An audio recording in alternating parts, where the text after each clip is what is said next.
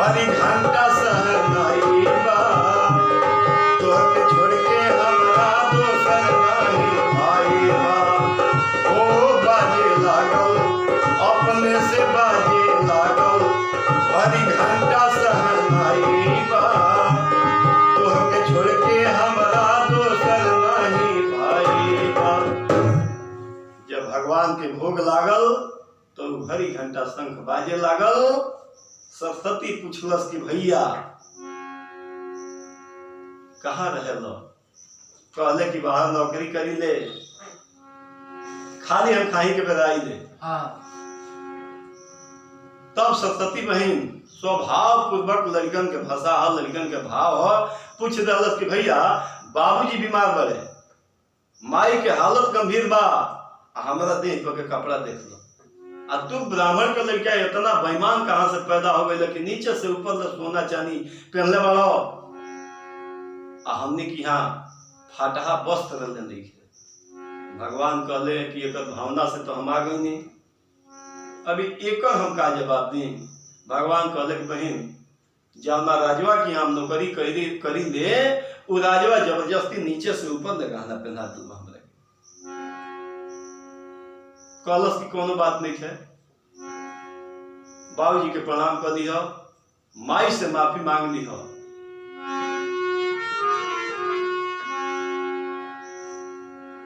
कहलो सरस्वती की भैया है हाथ में का ले बड़ो तो बंसी तो तेन बजाओ। तो भगवान बजौले, भक्त के भाव के भगवान रखी ले, भगवान बजौले। सरस्वती बड़ा गौर से बंसी सुनलस आ सुन के कहलस कि भैया बड़ा ढेर दिन पर हमार भाई मिलल बड़ो। ऐसे सरस्वती कहलस कहली बहिना ए भैया तुम भोर पहरे में आ जइया, घर से मिठाई लेके आई, भैया भरे पेटे खा जइया। कहलो सरस्वती की भैया बड़ा ढेर दिन पर ये बहन के तू भाई मिलल बड़ो, हम घर से मिठाई लेके आई, अब भोज पहन में अइहो, इतना देर मत लगई हो, बहुत जल्दी अइहो आ खा ली हो अखिए हम अपना हाथे हमरा के। लेकिन भगवान कहले मोहन ए बहिना ई केहू से बतलैबू, रोअत रोअत मर जइबू तबहू ना हमके पैबू। कहला सरस्वती की भले मर जाए लेकिन केहू से ना बताई जा, लेकिन याद करो भोज पर में आ जाइयो। हम मिठाई लेके आए, लड़की तो हो गई घरे, आ घरे गईला के बाद चार रोज मने मने खोज लेलस। समस्या सामने बा, छोट बच्चा बिया के उसे कही नहीं के सकत आ खियाव के बा मिठाई। समस्या ई गंभीर रूप में बा, घर में कुछ नहीं के लगे, यहाँ तक कि पैसा नहीं के। वो मिठाई का आला पर 1 किलो के चलावे, 1 टुका के चलावे, लोग टरक के टरक ढाई दी भगवान के खियाव खाती। लेकिन समस्या सामने बा, जब उम्र नाजुक बा, लगे पैसा नहीं के, ये बात के उसे बतावे के नहीं। तो मने मने घर में घूम घूम सोचे लागल, कहे लागल कि मठिया पर पहुँचावे के बाद भोजनिया अपना भाई के, जोहत हुई है बाट बहिन के भैया मोर भुखाई के। जोहत हुई है बाट बहिन के भैया मोर भुखाई के। मने मने घर में खोजे लागल, देखे लागल, चारों निहार निहार।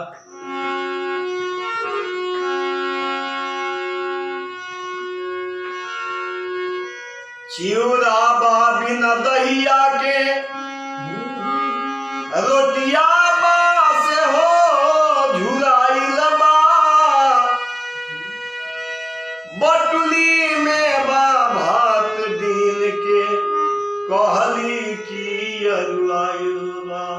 घूम खोजे लागल कि घर में कहीं मीठो मिल जाई तो हम ले जाए अपना भैया के खिया दे, कहे कि मिठाई खियावे के हम सब कर ले।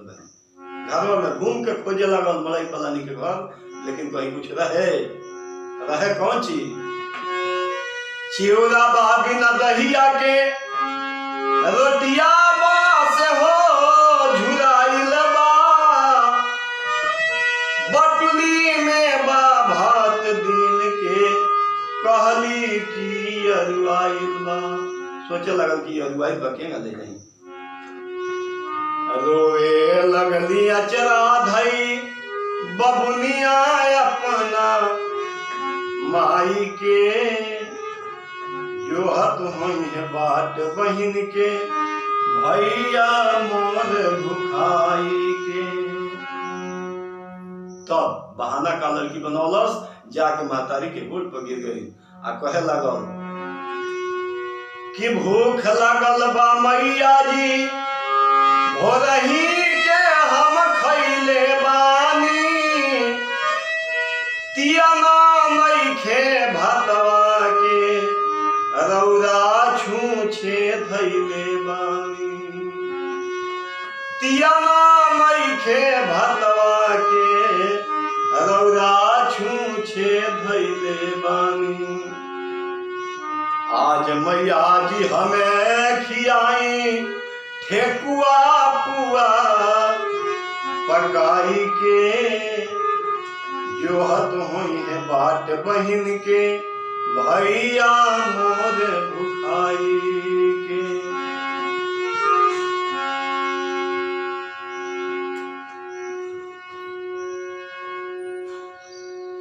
सोचे लगल लड़की कौन व्यवस्था बनाई, का करी। जब महतारी के गोद में जाके आंचल पकड़ के रोवे लागल लड़की, दुलार की बेटी, एक लौता बेटी पंडित जी के पंडिताइन के गई कहीं से मांग के आटा मीठा के व्यवस्था कैली।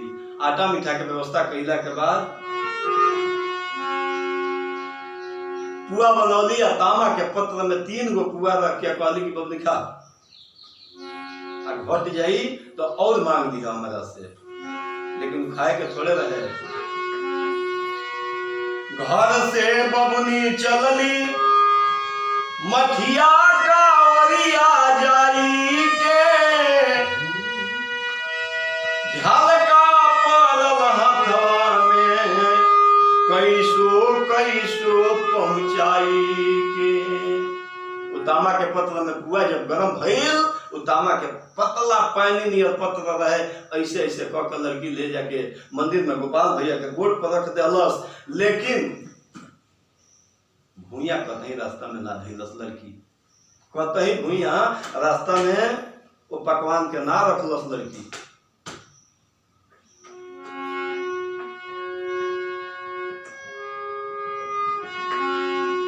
तब विकास बाबू आज खई है अपना बहिना के खियाई के, जो हत हुई है बाट बहिन के भैया मोर भुखाई के। वो 3 गो पुआ लेके लड़की ऐसे ऐसे हाथ करके हाथ जरत रहे आ मंदिर में लेके आ जाके रख देलस। आ मंदिर में जाके आवाज लगावतिया, प्रार्थना करतिया। एक बात जान ली कि हमने की यहाँ जौन लड़की के इज्जत महतारी के नजर में होला, बाप की यहाँ इज्जत नजर होकबे ना करेला बेटा खाती। काहे कि लड़की के विदाई होला तो महतारी के आवे दिया कहली कि तू ही एक रहलुए बेटी आखी के रे पुतरिया, तू ही एक रहलुए बेटी आखी के रे पुतरिया।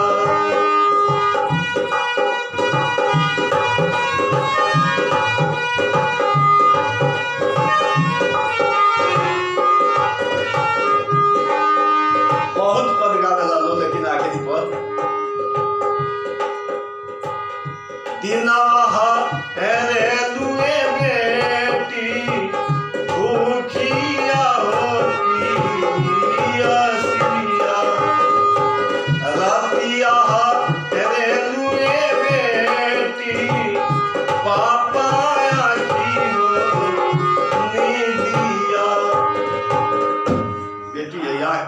पुतरी मातारी के नजर में ई बाप कोनो कह सकेला अपना लड़का के कि आँख में के पुतरी उ लकड़ी कहेला। तामा के पत्र में पुआ बना के दहली, लड़की ऐसे ऐसे करत ले जाके गोपाल भैया के यहाँ रख दलस आ आवाज लगावे लागल। कहलस लड़की बहिना मंदिर भीतर गईली, गोपाल भैया के चिलैली,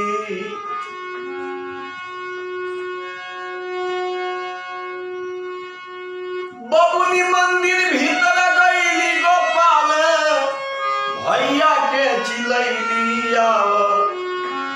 आओ खाला पुआ ले आईनी बनवाई भैया जी, आओ खाला पुआ ले आईनी बनवाई भैया जी।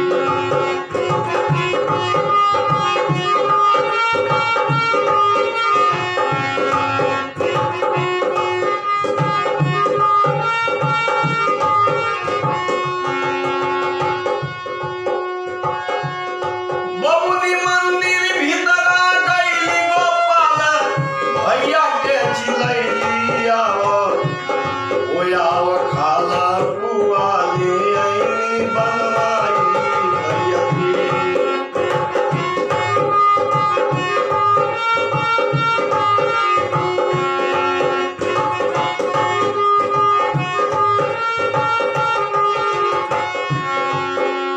सेकेंड न लागल भगवान प्रकट हो गईले। सुन के बहिना के पुकार मोहन हो गईले सकार।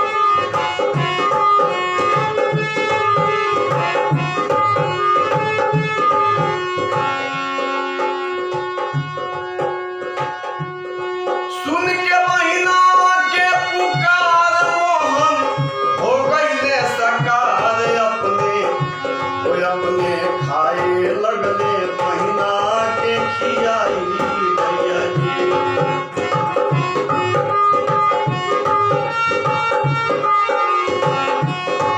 अपने खाए लगले बहिना के खियाई भैया जी।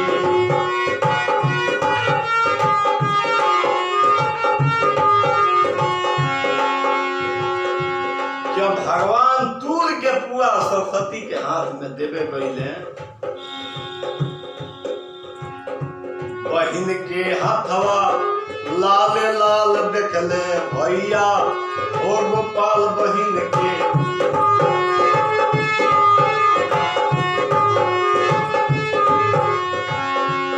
जब दूर के भगवान पुआ सरस्वती के हाथ में देवे गईले, बहिन के हाथवा लाल लाल देखले भैया हो गोपाल कैसे जर गईल कहले समझाई भैया जी।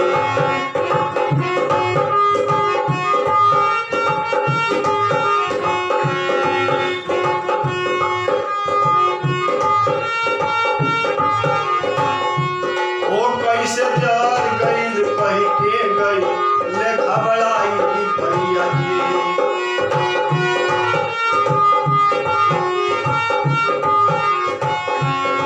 कैसे जर गईल कह के गईले घबराई भैया जी।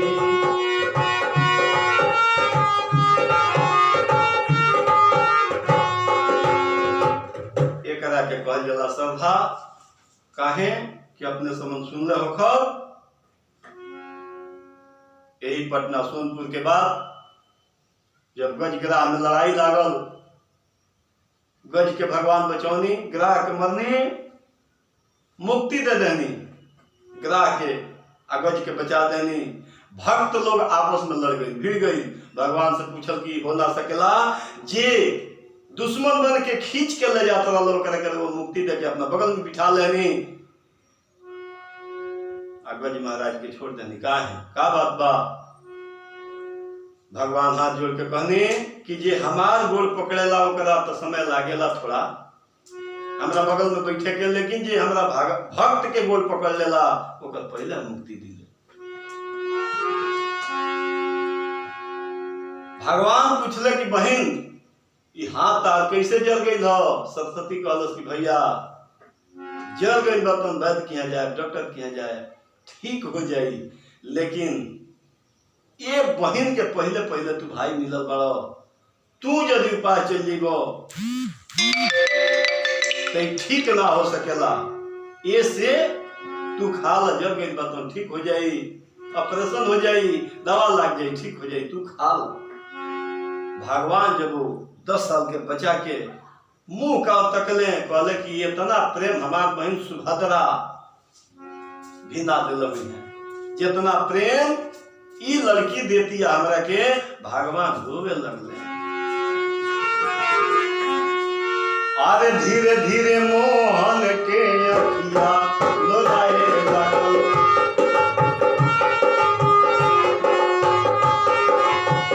धीरे धीरे मोहन के अखिया लोराए लागल।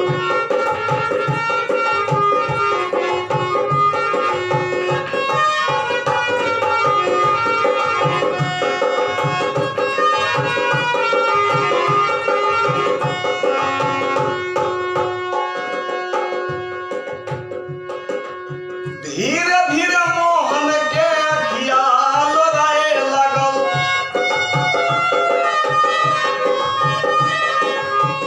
धीरे धीरे मोहन के अखिया लोराए लागल, धीरे धीरे मोहन के अखिया लोराए लागल, धीरे धीरे मोहन के अखिया लोराए लागल। भगवान सेकेंड देरी न लगौले, पीठी से पीताम्बर खींच लेले, झटपट खींच के पीताम्बर हराए लागल, झटपट खींच के पीताम्बर हराए लागल।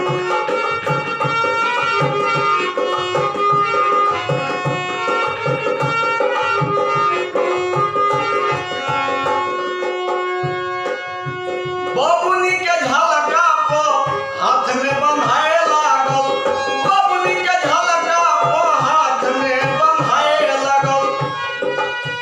दुखवा भुलावे खाती बसिया छेड़ाए लागल, दुखवा भुलावे खाती बसिया छेड़ाए लागल, दुखवा भुलावे खाती बसिया छेड़ाए लागल।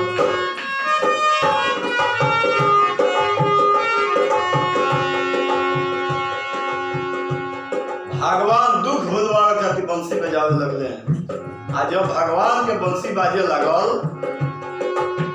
कहीं के हुलऊ के ना शंख भी सुनाए लागल,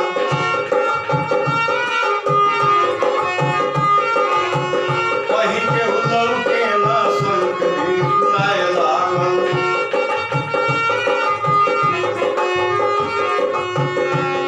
तब तक ले गुरु जी यज्ञ में से, पुजारी जी यज्ञ में से चल रहे, गांव के घोड़ा आई रहे।